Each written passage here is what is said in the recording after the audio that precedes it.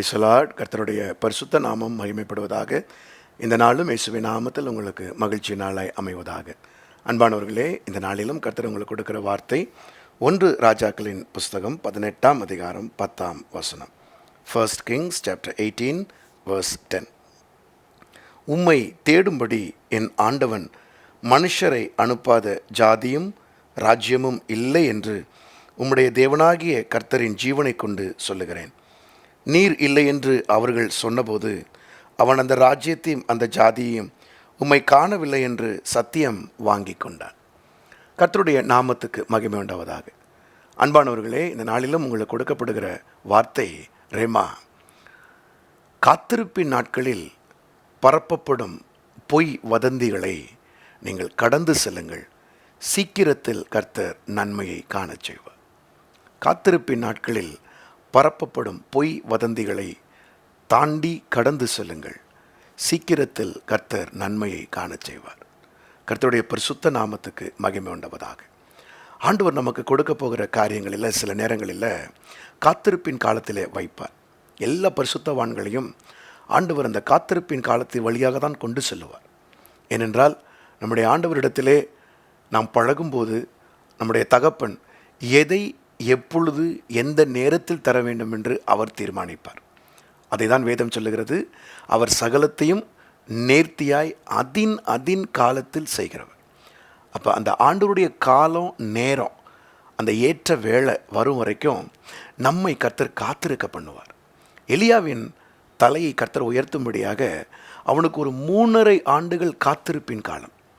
அதில் எலியா தன்னை கொண்டு போய் யார்ட்டையும் காட்டக்கூடாது. எலியா தன்னை ஒழித்து கொள்ள வேண்டும் என்பது தெய்வ திட்டம். ஆகாபினிடத்தில் சென்ற அடுத்த நாளே எலியாவுக்கு உயர்வு அல்ல. 3.5 ஆண்டு காலம் எலியா காத்திருக்க வேண்டும். பிரியமானவர்களே, நீங்கள் காத்திருக்கிற அந்த நாட்களுக்காய் கர்த்தரை ஸ்தோத்திரியுங்கள். ஆனால் அந்த காத்திருப்பின் நாட்களிலே சத்துரு என்ன செய்வான்? உங்களிடத்தில் நடக்காத காரியத்தை, நீங்கள் எதிர்பார்த்து காத்திருக்கிற காரியத்தை அவன் ஒரு பொய் வதந்தியாக மாற்றி கொடுப்பான். இப்பொழுது அந்த தேசத்தில் எலியாவை பற்றி ஒரு பொய் வதந்தியை அவன் அங்கே பரப்பி விடுறான். என்னென்னா, எலியாவை காணும். அதாவது எலியா அந்த நாட்டை விட்டே ஓடி போயிட்டாரு. இப்போ எலியா அங்கே இல்லவே இல்லை. ஆகாப்கிட்ட வந்து பேசுனதோட சரி, இனி எலியா அங்கே இல்லைன்னு ஒரு பொய் வதந்தியை பரப்பி விடுறான். இது எலியாவுக்கு பெரிய மனதுக்கம்தான். ஆகாவை பாருங்கள், ஊராக அதை போய் சொல்லிட்டு வரான். இங்கே இல்லை, அங்கே இல்லை, இங்கே இல்லை. அப்போ அங்கே இருக்கிற ஜனங்கள்கிட்ட ஆகாவு யாரை வந்து அங்கே ப்ரொஜெக்ட் பண்ணிகிட்டே வரான்? நெகட்டிவாக எலியாவை ப்ரொஜெக்ட் பண்ணிகிட்டே வர்றான். எலியாவனால தான் இங்கே தண்ணி இல்லை, எலியானால தான் பஞ்சத்தில் இருக்கிறோம், எலியானால தான் அது நடக்கலைன்னு ஆகாவும் ஏசபேலும் பிளான் போட்டு எலியா மேலே இந்த குற்றச்சாட்டுக்களை சொல்லி அங்கே இருக்கிற தேவஜனங்கள், அவங்க ஏற்கனவே கர்த்தரிடத்தில் சேராமல் இருக்கிறாங்க, அவங்க பாகால வழிபட்டுட்டு இருக்காங்க, அவங்க மத்தியில் ஒரு சலசலப்பை ஏற்படுத்துகிறான். ஆம் பிரியமானவர்களே, உங்கள் வாழ்க்கையிலும் நீங்கள் காத்திருக்கிற காரியத்திலே சில நேரத்திலே கர்த்தர் உங்களை இன்னும் பொறுமையோடு காத்திருக்க வைக்கும்போது உங்களை பற்றி பக்கத்து வீட்டில், எய்த்த வீட்டில், உங்கள் சொந்தக்காரங்க மத்தியில் பொய் வதந்திகளை பரப்பி விட்டுட்டே இருப்பான். அவங்க பார்த்தீங்களா, ஏன் வியாதி ரொம்ப நாள் சுகமாகாமல் இருக்குது, அவங்க ஏதோ இப்படி ஒரு தப்பு பண்ணிகிட்டு இருக்கிறாங்க, அவங்களுக்கு தெரியுமா அவங்க பிள்ளைக்கு ஏன் கல்யாணம் ஆகலைன்னு, அவங்களுக்கு ஏதோ ஒன்று இப்படி நடந்துகிட்ருக்குது, உங்களுக்கு தெரியுமா ஏன் அவர் இவ்வளோ கஷ்டப்படுறாருன்னு சொல்லி இப்படி நடந்துகிட்ருக்குன்னு உங்களை பற்றி பொய்யாக சொல்லிகிட்டு இருப்பாங்க. அந்த நேரத்தில் உங்கள் இருதயம் உடையும்.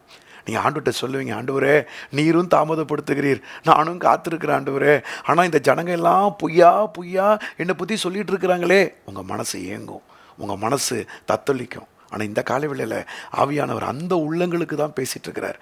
இந்த உள்ளங்களோடு தான் கர்த்தர் இடைப்படுகிறார்.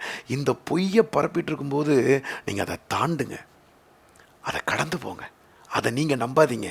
ஏன்னா அது பிசாசு எப்போதுமே பொய்க்கு தகப்பணும்ல, அதை அவன் டெலிபரேட்டாக செய்வான், வேணுக்குனே செய்வான், உங்கள் ஆத்துமாவை சோர்ந்து போக செய்வான். ஆனால் நீங்கள் என்ன தெரியுமா செய்யணும்? உறுதியாக கர்த்தர் கொடுத்த வாக்குத்தத்தத்தில் நில்லுங்க.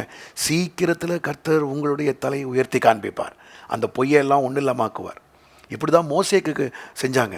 மோசே சீனாய் மலைக்கு போய் 40 நாள் அங்கே தேவ சமூகத்தில் காத்திருக்கும் போது கீழே ஒரு வதந்தியை பரப்பிவிட வச்சான் பிசாசு. என்ன தெரியுமா பரப்பிவிட வச்சான்? மோசே வர தாமதம் ஆயிடுச்சு, அவருக்கு என்ன ஆச்சுன்னே தெரியல, அவர் இன்னும் வரப்போகிறாரான்னு தெரியல. ஆரோன் நீங்கள் வாங்க, நம்ம எல்லாரும் சேர்ந்து ஒரு கண்ணுக்குட்டியை உண்டாக்கி எங்களை எகிப்தின் தெய்வத்திடத்தில் கொண்டு போங்க, இப்படி ஒரு குற்றச்சாட்டை வதந்தியை. மோசேக்கு என்ன ஆச்சோ தெரியல. மோசேக்கு என்ன ஆகிற போகுது? மேலே போன மோசே தேவ சமூகத்தில் காத்திருக்கிறவர் தேவனோட தானே உறவில் இருக்கிறாரு. ஆனால் பிசாசு கீழே பாருங்கள், அவருக்கு எதிராக பொய்யை பரப்பி விடுவான். இப்படி ஊழியர்களுக்கு எதிராக பொய்யை பரப்புவான், சபைக்கு எதிராக பொய்யை பரப்புவான். ஆனால் அந்த பொய் உங்கள் காதுக்கு வரும் பொழுது நீங்கள் ஒரு காரியத்தை செய்யணும், அதை தாண்டிடணும், அதை கடந்து போகணும். அதுவல்ல உண்மை. கர்த்தர் நியமித்த நாட்களிலே நிச்சயமாக உங்களுக்கானதை கர்த்தர் செய்வார். மோசே கீழே இறங்கி தான் வரப்போகிறாரு, கற்பனையோடு தான் வரப்போகிறாரு. அதெல்லாம் உண்மை, அதெல்லாம் நிஜம். ஆனால் பிசாசு அதுக்குள்ளே ஒரு குழப்பத்தை உண்டு பண்ணுவான். எலியா 3.5 ஆண்டுகளுக்கு பிற்பாடு அந்த தண்ணியை வர வைக்க போகிறார். வானத்திலிருந்து மழை பெய்ய தான் போகுது. இதெல்லாம் உண்மை. காத்திருப்பின் நாட்களில் இருக்கிறவர்களுக்கு நிச்சயம் ஒரு ஜெயம் உண்டு. ஆனால் இடையில அந்த பொய்யை பரப்புற பிசாசு தோற்கடிக்கப்படுவதற்கு நீங்கள் தாண்டி போங்க, கடந்து போங்க. அதை மனசுக்குள்ளே எடுத்துக்காதீங்க. நிச்சயம் கர்த்தர் நன்மையை உங்களுக்கு காண செய்வார். ஜெபிப்போமா? பிதாவே, இந்த நாளிலும் எனக்கு கொடுத்த அந்த ரேமாவுக்காய் ஸ்தோத்திரம்.